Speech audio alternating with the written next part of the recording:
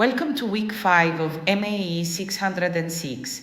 This week focuses on backward design and authentic assessment as central organizing principles of high-quality project-based learning.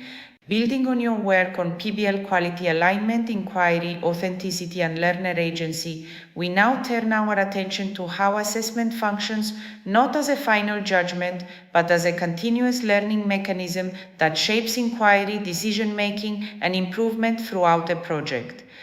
A key idea this week is the logic of backward design.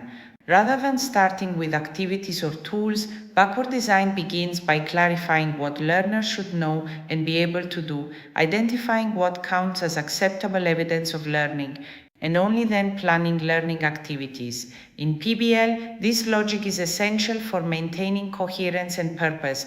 You will explore the distinction between traditional assessment and authentic assessment in PBL. Authentic assessment focuses on meaningful performance, real-world relevance, and the evaluation of both the learning process and the final product. It asks learners to demonstrate understanding in ways that resemble how knowledge and skills are used beyond the classroom.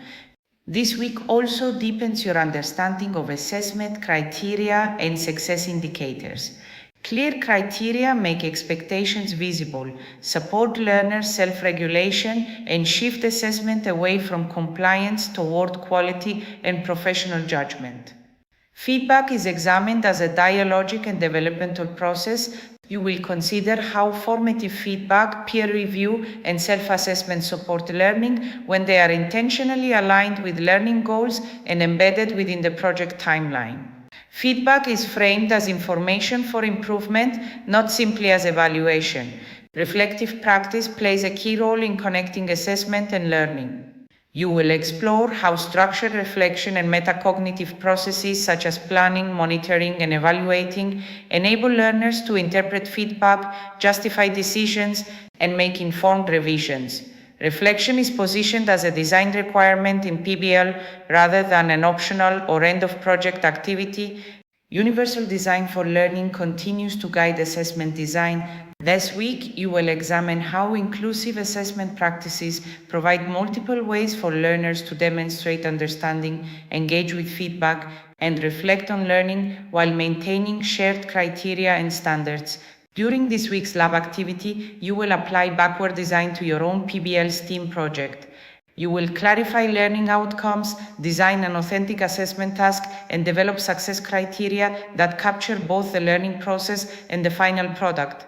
Throughout the week, you will continue developing your e-portfolio through Moodle-based lab submissions and reflection, documenting how assessment, feedback, and reflection influence learner motivation, agency, and learning quality. By the end of week 5, the goal is to develop a clearer understanding of how assessment, feedback, and reflection function together to support deep learning in project-based learning, preparing you to engage more critically with rubric design and peer review in the weeks ahead.